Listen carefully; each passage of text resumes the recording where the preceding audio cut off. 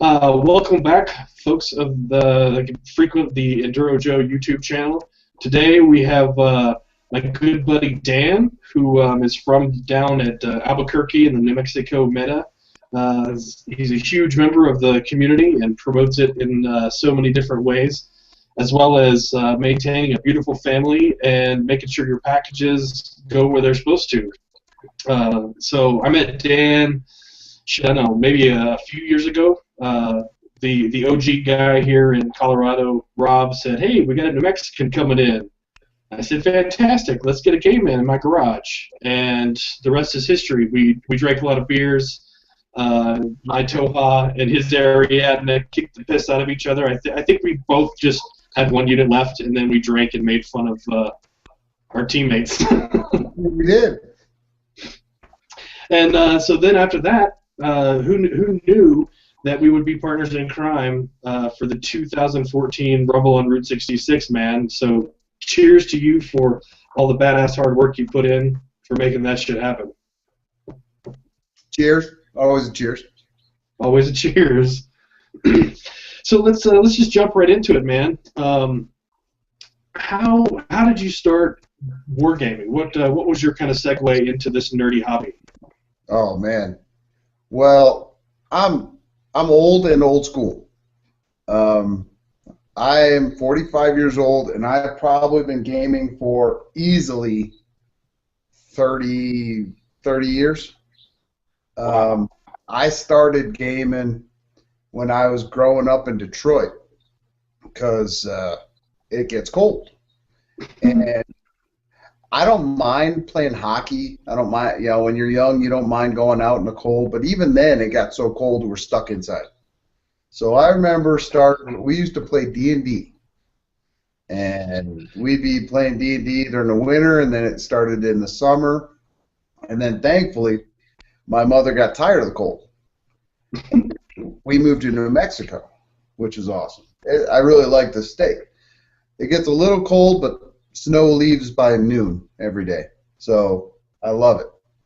But so anyway, we get down here, and somehow, some way, I found 40K. Well, and this is probably, I want to say 20 years ago. So I leave for a while. I come back, probably about 5-6 years. I come back, and 40K is still going strong. In fact, 40K was really the only thing to do. Well, before I knew it, I had 6 armies of 40K. I had, I was working in a game store for a little bit. And, I mean, so how I got into miniature hobbying, you know what? I think it was the painting. I always wanted to do painting, and then I realized, hey, wait a minute, wouldn't it be cool if everybody looked the same?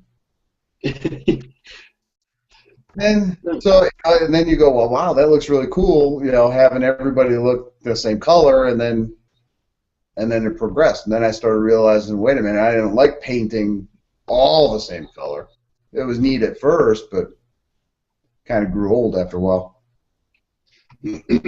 Yeah, no, dude, I hear you about that. And 40K seems like the kind of the gateway drug for most people into wargaming. They get into the 40K and then kind of tangent in there, and sometimes they just stay with the 40K.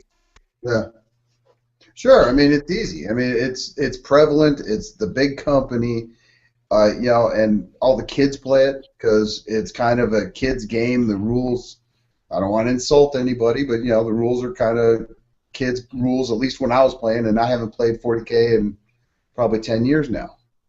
But back when I was playing, I mean, that was the babysitter. That used to be my thing when I was working at a game store. People would just drop off their kids. They'd give them $400 or $500 armies and drop off their kids for 4 to 5 hours on a weekend, and they'd go out. Well, I'm not your babysitter, lady, or sir, or whatever. And yeah, so the gateway drug led us to the reason why we have this channel and why we're doing this interview. So how did that gateway lead you into Infinity? Oh, I was, and this is a story that I remember very, very well. We were going to start a Necromunda campaign. Well, Necromunda, if you ever played Necromunda, it was one of the Games Workshop's best games. They had two good games, in my opinion, Blood Bowl and Necromunda. Surprisingly, both go well with beer, but I didn't. Anyway, so we were going to do a Necromunda campaign, and I wanted to do a different kind of gang. So I looked online, and I found these Japanese type, Chinese type miniatures from a company called Coruscant. And I was like, oh, cool. I can run a Japanese gang. So we got the miniatures, and we were like, wow, these are really cool miniatures, because I bought some, a friend bought, I think he bought some Nomads, and then we were like, wow, these are pretty cool miniatures. All of a sudden, somebody buys a rule book. And so we bought the rule book, and then all of a sudden, we threw away the Necromunda. Oh, by the way, we tried playing Infinity on Necromunda terrain. It took us an hour and a half to set up, and it took 10 minutes for everybody to die. So don't play Necromunda, or don't play Infinity on Necromunda terrain. But so anyway, yeah, we got the rule book, and next thing you know, that's all we've been playing Infinity now for 5-6 years straight. Very, very rarely will we alter. Very rarely will we go to somewhere else. Yeah, and your guys' community is pretty huge. Like the last I heard, the old Salts, which would be you and Guillermo, rarely run demos because the community is just exploded, and all kinds of people down in New Mexico and Albuquerque, especially, are just jumping all over Infinity. Yeah, I mean, well, it helps when you have somebody like Guillermo who, I mean, the dude can crank out a table in 2 weeks, but it's not just a table. I mean, it's a piece of art. So it's hard. I mean, people, like, we were gaming this Sunday. Well, even when it's not painted, people are walking by, and it's one of those, Christmas story things. They're like, what the heck is that? And, the smell of MDF is permeating the store, and it's, you see everybody having a good time. It's hard to walk away from. Dude, burnt MDF is probably one of my favorite smells. I didn't know it until I got my first MDF buildings from Dex, and I'm like, oh god, this is like a new car smell, but better. Oh yeah, yeah, it is. It really is. I've become addicted to it, and that's why I work so much overtime, is so I can afford more MDF. That's right, man. Feed the addiction. This is what I say.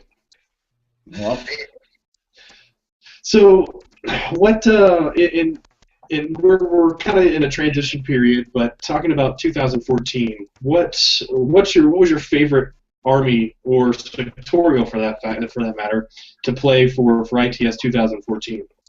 Oh man, I had two, but I try to see. I'm like a lot of Infinity gamers. Okay, the beautiful thing about Infinity is 10 models, I got a game. Well, 10 models for somebody who came from 40K, that's nothing. Right. So I have 7 armies, all of them are various stages of painting. Most of the, I got a good portion done on most of them, but so anyway, every year I try to focus on one army, and last year was Caledonia. Dude, your Caledonia stuff looks pretty sick. The last I saw it was at the. Did you play Caledonia for the Battle at the Burke Blitz? Yes. Yes, I did.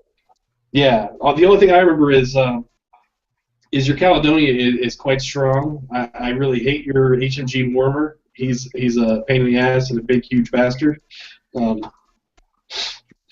Yeah. Well, you say that, but I've also seen him die in turn 1, so I guess it doesn't, it just depends on the roll of dice. So do you, I've seen you play the Galwegians. What's probably your favorite part about the Caledonian sectorial? Dog warriors. Or, Caledonia.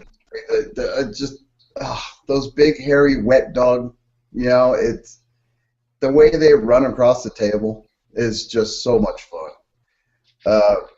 they cause so much havoc. We used to always joke in Albuquerque that a lot of times they use tags as chew toys. I would have to agree, man. I've seen that happen, and It's so awesome. Your 80-point model, 100-point model getting chewed up by 23 points, and a dude in a skirt, and he's hairy. He's like an Italian dressed as a Scotsman. It's awesome. yeah, dude, and not to mention that, I mean, they throw smoke at like what 19s within 4 inches, and then all of a sudden, out of the smoke comes this big hairy beast man. Yep. Now, I know we're kind of getting forward, but I haven't really read the rules on because I'm switching factions now. It's a new year, so I'm going to focus on somebody else. But I don't know. What is your opinion on the Caledonians in N3? How is the smoke rules going to affect Caledonians? So the thing that's going to really affect Caledonian, I think, is the fact that probably I assume the Cameronians themselves are going to be extremely impetuous, and just for the fact that that impetuous no longer gets cover. But on the adverse, I mean, templates now wrap around, so you don't get partial cover for template weapons. So I mean, that's 2 strength, 13 templates hitting you, and you don't get cover. So I kind of like it. The fact that super jump, is you don't get cover for super jump, and a lot of people are like, well, why the hell would you need it? Well, why the hell would you not? It's -3 and +3 to your armor. So it seems like a wash at this point. I haven't played Caledonia or Ariadna for that matter in N3. I've just played Toha, which are still pretty amazing. But yeah, I think that's kind of what I would sum it up is. It's probably a net gain. I think a net gain just for the fact that templates wrap around and you don't get cover for template weapons anymore. Yeah, I agree. I've played only 2.5 games now of N3, and there are some interesting things. Again, kind of get ahead of ourselves maybe, but the way they want to, the AROs now to me are just amazing. How basically it's really hard to get shot in the back. Yeah. But at the same time, I mean, the Infinity was always based upon it's always your turn, right? Mm-hmm. Now it's even more so. Even if I don't have a shot, I still got to be checking lines of sight. I love that. Yeah, and dude, I love the fact that there's no like surprise attack where you just stand there with your dick in the wind going, well, I hope to survive. That has been huge because I haven't actually stopped kind of playing camo. Just because that was my main reason for camo is I would shoot you and you wouldn't get to react. But now I'm dodging on a TO camo sniper that's popping out to hit me, and I'm like, okay, that'll work. Yeah, I mean, you remember the tree army? I mean, dude, I stole the tree army. You created the tree army, and whenever you came over that time to play in the garage, I'm like, oh shit, I've got 40k trees. I'm copying this. And maybe for your viewers, I guess we should tell because kind of inside. Basically, I took 40k trees, the little jungle trees. I don't know what edition that was, 4th edition, and I put them all on round bases, and I put numbers on the backside so I can see them. And what I had, I think, 12 sets of trees just in case. Because when you're running antipodes, you spread them. And shot swords with my lair, bam. Oh yeah. So anyway, I was running straight Ariadna, so the only model you see is the handler.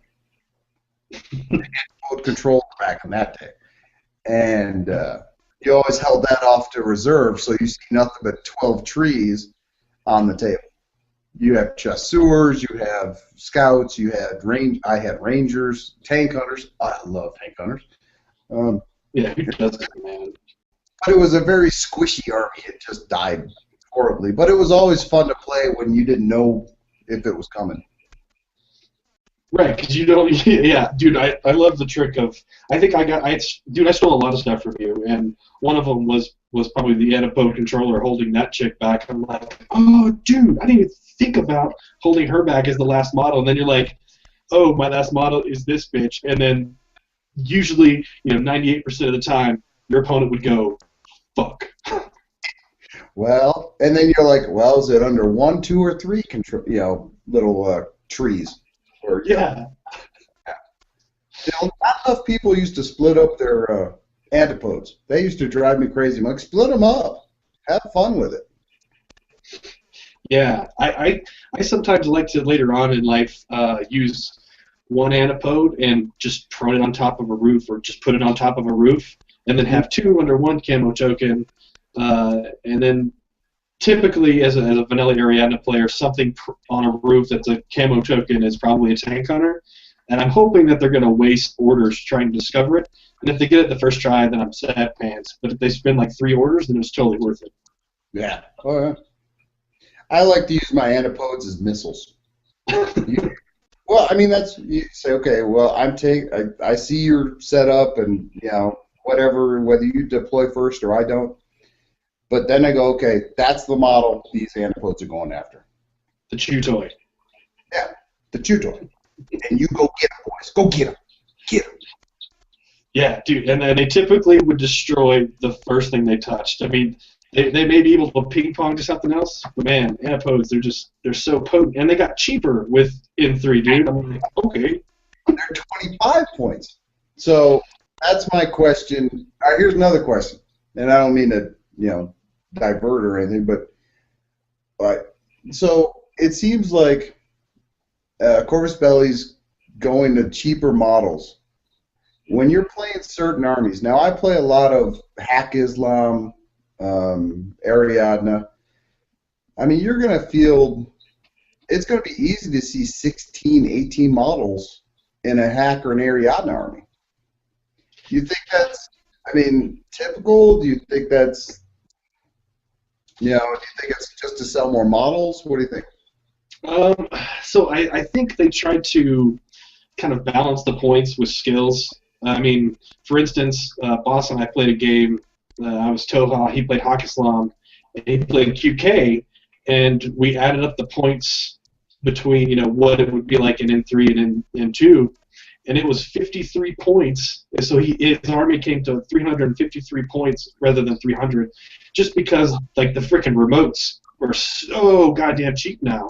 I don't know whether it's to maybe sell more models because remotes are somewhat expensive, but I think they tried to kind of point cost weapons, because I know things now cost more SWC, like special weapons. I've noticed things have gone from like 0.5 to 1 or maybe 1.5. So it's one of those things where you can get a lot of kind of medium, short-range weapons, but anything long-range seems like it went up in SWC, which you still are kind of hampered on, well, I can't bring that many, but, I can bring more other dudes to support them, and I don't know, I've been trying to figure out what the point cost thing was all about, because some things didn't move at all, if anything, 1 or 2 points, but some things really jumped. Like, I noticed the bolt missile launcher dude, freaking, I think he went down 10 points. It was amazing. But yeah, so I don't know what the idea was behind it, but I do kind of like it because you can take more orders now, especially with command tokens. You can take your regular stuff. You can move shit into different combat groups. Oh yeah, don't even get me started on command tokens. That's awesome. I'm loving that.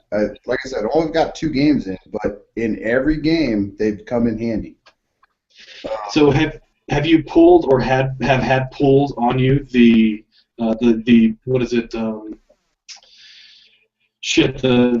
word escapes me, but the ability to use them before the game starts. Like if you go second. Oh yeah, both games. Every game I played, they've used that.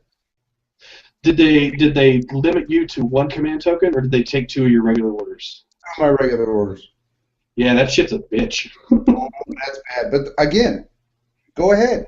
I'm playing like this year. I'm kind of jumping ahead again, but I've decided this year is the year of the Russians, or at least Ariadna.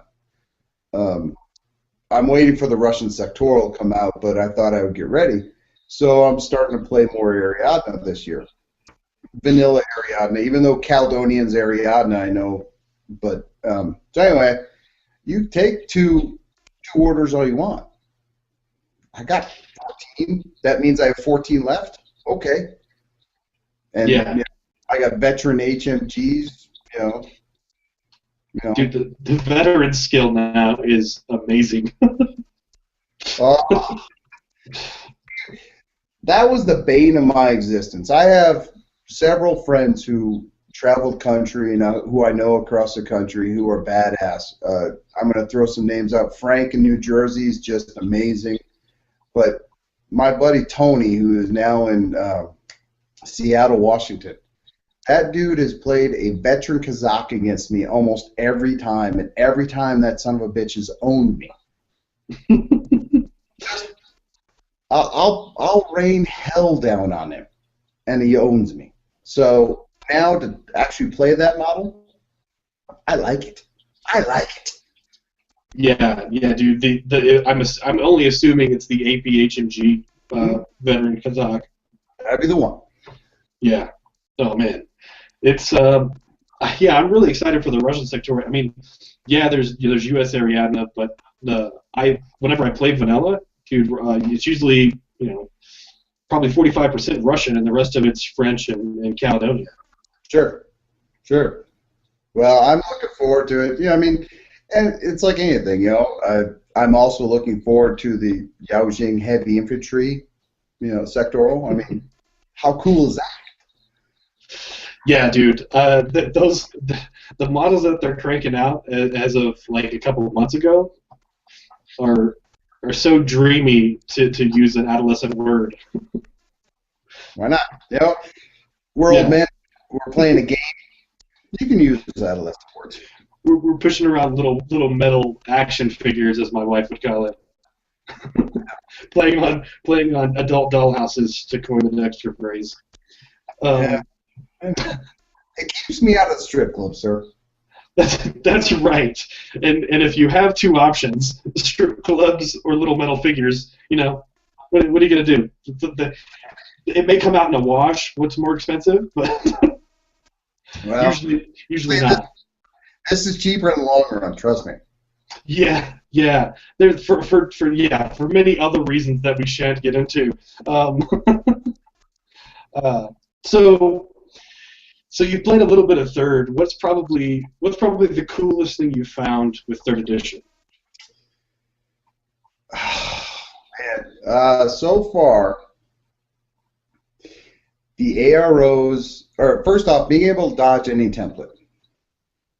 I like that. Now, I haven't been playing a lot of sectorals in third edition. I have limited knowledge in that. Mainly because I want to learn the rules and everything else. But when you're playing sectorals, you have to bunch up. I can see having to dodge templates as being a huge thing.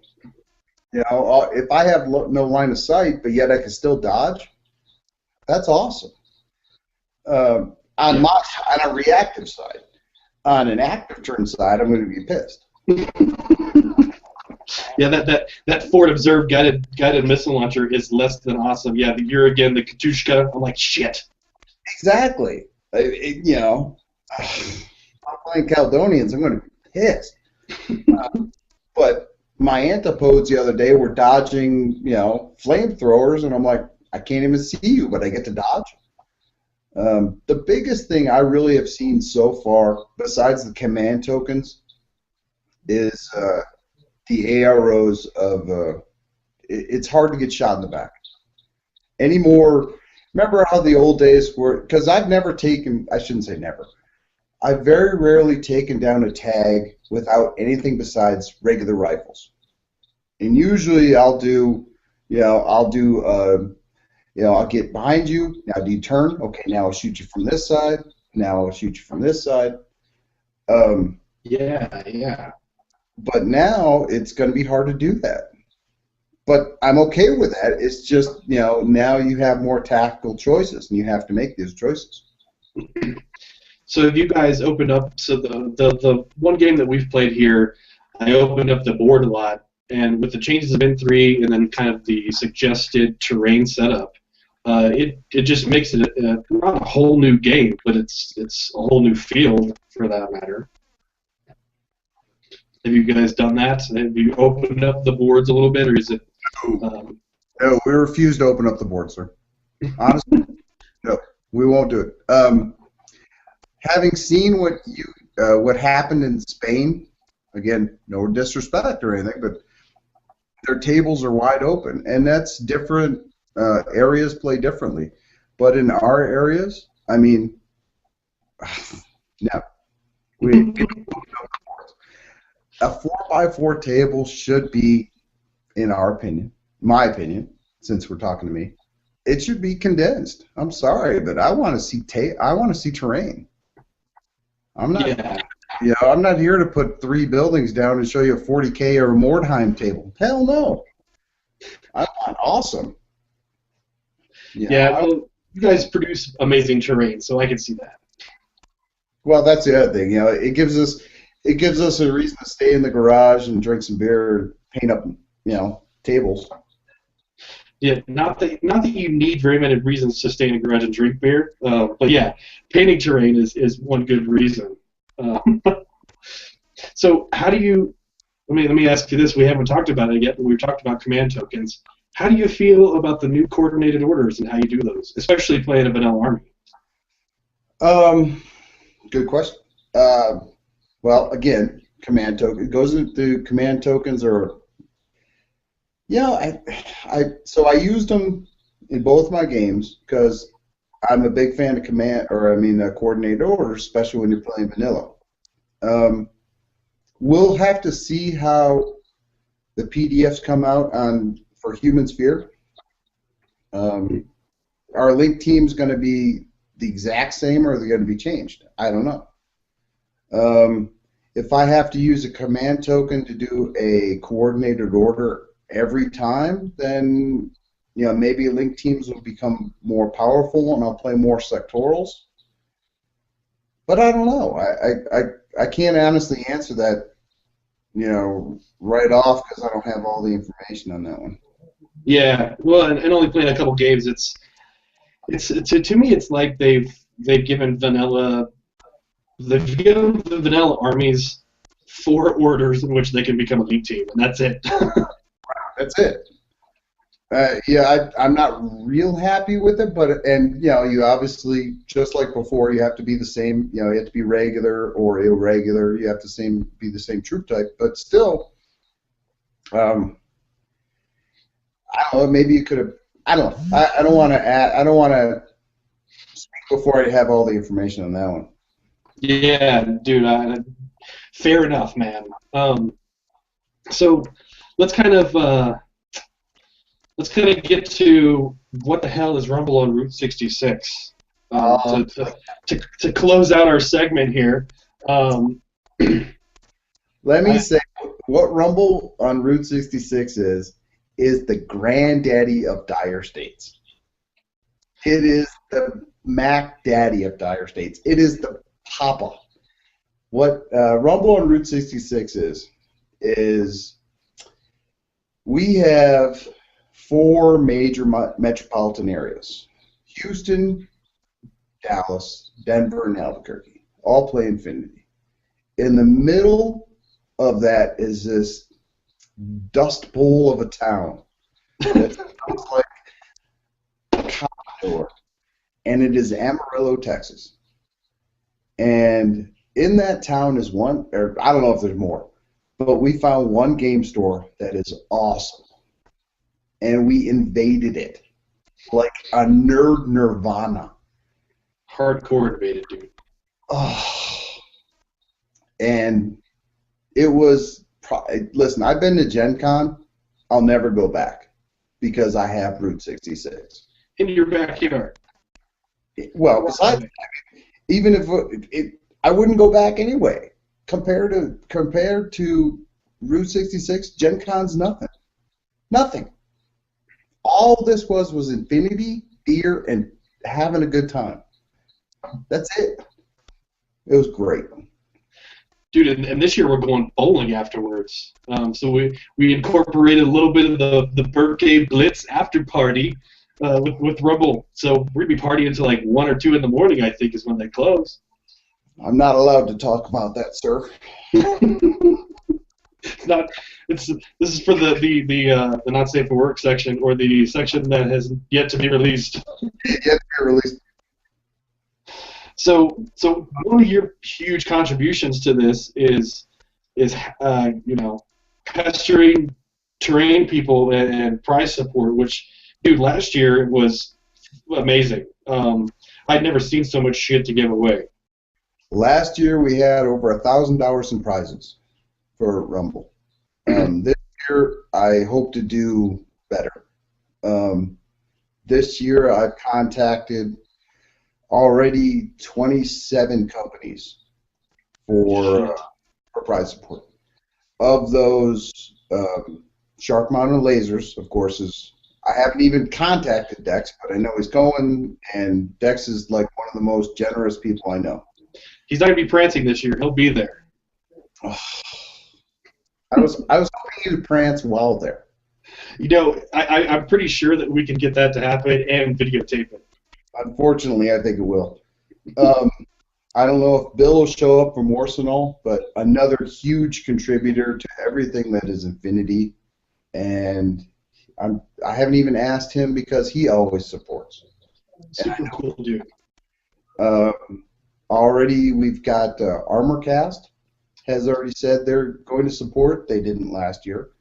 Underground Lasers, who's going to support, who sent some last year and is sending more this year. Micro Art Studios, who didn't support last year, is supporting this year.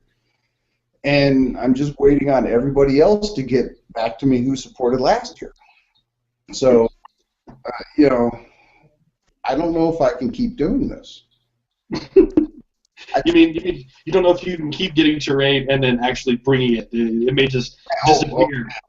Oh yeah, that was hard last year because I had like literally 2 boxes of prize support and I didn't have to go. I could stay home. Your car broke down, man. It happens. But I made it. I was happy I made it. Sad to see it all go. But, yeah. But yeah, no. And so what is Rumble? It's just a gathering of people that are wonderful, and all we did was have fun. I think on the actual tournament we have 4 or 5 games. How many games did we have last year? 4 games. We went to 4 games. Didn't have one bad game. I got my butt kicked a couple times, but still had a great time. Dude, that was the amazing thing. There was 32 people, and yes, we had a few rules questions, but nobody bitched. There wasn't a huge complaint. Everybody just kind of had a good time. This is all while drinking beer. So I mean, it was just, I was so overwhelmed by how cool everybody was. I met what's that dude's name from Austin? The little dude. Oh, Claudius Bryant? Dude, I couldn't stop laughing the whole game. The whole game. Him and his 8,000 bikes. He was jumping bikes from roof to roof, which, oh, by the way, can't do now, Claudius. Yeah. You can't fit that thing up a ladder, dude. Don't get me started on that. But actually, we had a great time. A boss handed me my butt last year. But we had a great time. Played Bill. Same thing. I think he kicked my ass, but I think the score didn't show it, but I think he kicked my ass. Who else did I play? Jeremy from Houston. Amazing. Just had a ball the whole time. So that's the thing that got me. And then they had guys from Amarillo who had barely picked up the game, and they were like, wow, we're hosting this thing, so we better play, and they were awesome. dude, I was really impressed with how many people that had. I mean, in almost like 3 months' time, they they got models, they learned how to play, and they had a good showing. And I was like, holy shit, dudes! Yeah, I mean, listen, Brandon, that he's awesome. Ethan, oh my God, all those guys in Amarillo, just amazing. It's just, I can't say enough. And so, if anyone is near, or listen, and flying into the Amarillo airport is like a dream compared to other airports. There's no problem there. Flying in, flying out, no crowds. Nobody's flying in that you have to worry about. So get your plane ticket, come on down, because it is just amazing. And this year we want to beat 32. We have the largest tournament in the whole country. We can definitely top that. And maybe we had what's his name from Oklahoma. So maybe we can get some guys from OKC. And I think some of the folks that came down to the one in Dallas. So there's a good amount of people that came from Wichita Falls, and also OKC, who's also trying to put on their own dire states. So I'm really excited about the people that have said, hey, dude, we're not missing this one this year. Good. You should. Because we'll be talking trash if you miss it. That's right. You will be called out on the Facebooks, on the forums. There is no. Okay, so that's another thing I liked. All the gentlemanly smack talk was hilarious. It was a little dirty at times. Like to talk to Leaper about some of the things he'd said. Yeah, he and I are going to have some words. But other than that, it was nice. What I really like is what we created in Dire States was now there's a Dire States in Florida. There's one in Baltimore. There's one in Oklahoma. There's one in Dallas. Because it just made sense. Why should we all be 6 hours away? Why can't we meet in the middle? Why can't we all just create these events and have everybody come down and show that not only is this a good game, but you know what?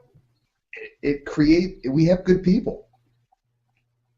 Yeah, dude, it's a freaking brand now. So I didn't ever anticipate that. All I anticipated was a few folks showing up, and then my mind got blown. I mean, I was like, holy shit. Do we get royalties for that?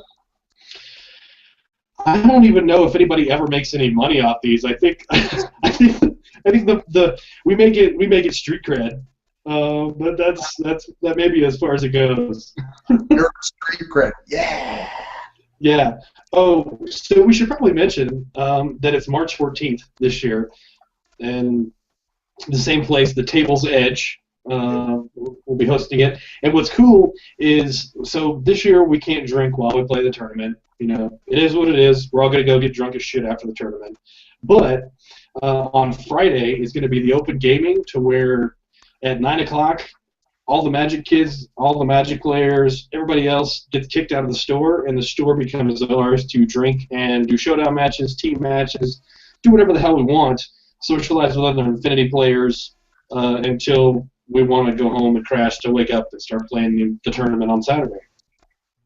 Yep, it's going to be awesome. They host a wonderful event. And really, that's what it is. I mean, it's just awesome. Everything around there is great. You're with your people when you show up. Yeah, and barbecue on Saturday is so good, so good. And you know what? Maybe we'll all play a little bit better without the beer. It's possible. I don't think so. Yeah, I've been training. Well, I train and I play and drink beer, so I've been training for that. And it's just going to throw off my training. I'm going to have to now sober up. I don't know how I feel about this. So, a little bit of final thoughts, man. What would you have to say to like new players or people that are just getting into the game? What words of wisdom does Dan the Man have for the people? Go with what you like. Go with the models you like. The whole thing about Infinity is what looks cool. really, I mean, because that's what's drawn me and everybody else into playing. You know, first off, when you first go in, you go, wow, that looks cool, that looks cool, that looks cool. Pick what looks cool, and start playing. Um, if you're here to play a 40K where, you know, my list beats your list, don't play, because that's not going to be it. You're going to think. And if you're not going to think, you're going to lose. And if you're going to lose and you're going to cry about it, go back to 40K. Yeah. I hate to say it, but that's what it turns out to be. A lot of people think that, you know, I'm going to get in this game and my list will beat your list. You know, my brains will beat your brains, and a lot of times my dice rolls will lose so bad that, you know, it won't matter. But, Yeah. You can always count on dice fucking you. yeah. It's one of my staples of my life, but whatever. As long as I'm having a good time, it doesn't matter. But if you're new, you know, I tell people, I say the rules can seem, I don't want to say cumbersome, but they can seem a lot at first. But trust me, if you're new, you start reading this, you start playing more often, they come to you, and it's going to be okay. And I've never met a better group of individuals playing a game than I have Infinity. And I hope it's the same in your area as it is in ours. Yeah, dude, agreed. Yeah. The power gamers tend to stay away, which lends itself to dudes that have feelings and and don't just want to play and then go home and, you know, by themselves. It's usually beer is involved, going out to eat is involved. It's a community rather than a game. Right. Exactly. Even this Sunday. All right. Well, you know what? We're done with gaming. All right. Who's going out to dinner? Who wants to go grab a beer, or who, you know, or whatever. And it's a different group of people. So you get into this game and you got to realize, you know what? These guys are all right. And if you can stay and you can hang out, I mean, these guys. I've played War Machine. I've played 40K. I've played all these other games. I've never met a group of individuals playing a game, and wherever I'm at, that I like. I've traveled the country, you know, and I've played games in several cities. You know, meet on the forums. Hey, I'm going to be here. Who's playing games? And you know what? They're always cool. Always. Can't say that about anything else. Well said, dude. Well said. I'm going to have to cheers to that. Oh, wow. For cheersing. I love cheers. Cheers to that. Boom. Right. Well, that's all I got, man. Unless you want to add a little bit of something of your own at the end here. Nope. Again, I want to. There's a few people who need to be thanked. Guillermo Hernandez, Magno on the forums. He started out in Detroit. He came to Albuquerque. He's huge in the. You know, he helps Infinity grow wherever he's at. He travels the country. Hell, he went to Spain too. And you know, I want to thank him. I want to thank people like Dex and Bill, who they just grow. They're awesome for the people. You know, and all the terrain makers. But mostly, I just want to thank all Infinity players. I've never, you know, the very few that I haven't liked don't play long. And everywhere I've gone, even when I went to Gen Con and Rumble and, you know, Denver and Dave in Cincinnati, just amazing people. Amazing. I'm going to have to second that, dude. I agree with everything that you just said. Cool. I love being right. Now, yeah, dude. Now, if I could just roll a critical, I'd be okay. Yeah, but if I crit 2, yeah, in 3 means they cancel out. Bam. I hate this game. Skip table flip. This game sucks. And on that note, we appreciate you for tuning in. And thanks for watching.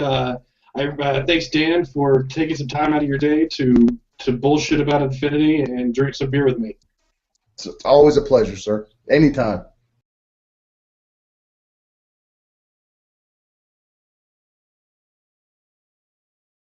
Dude, you got a pretty impressive wall behind you.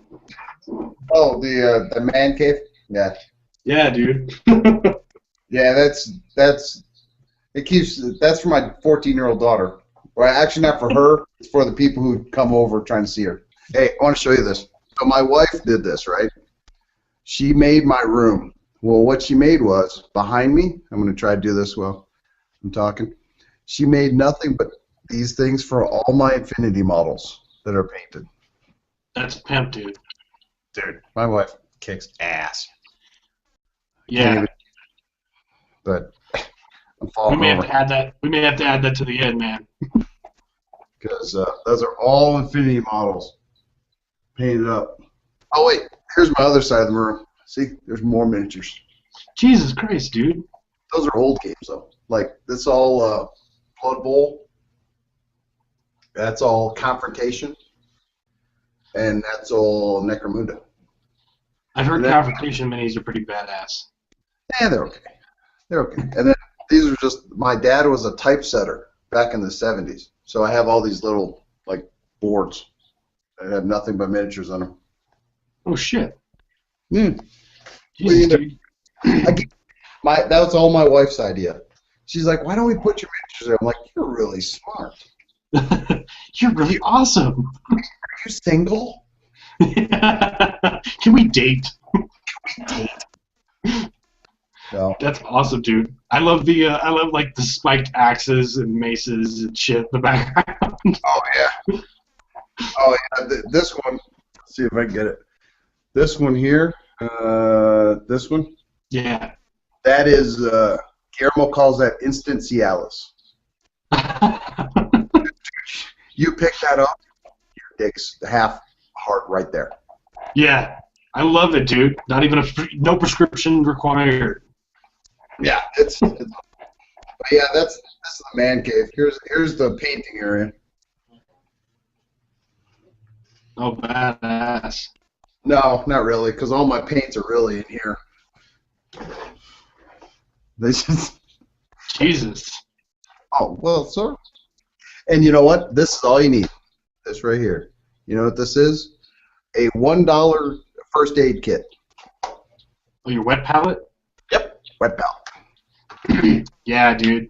I made mine out of a deviled egg crate container from Walmart. I just bought sponges and shit. Well, what we did with Ethan. Ethan was barely painting, and he was painting BattleTech stuff. And dude, as soon as we got a wet palette, the dude's better than me now.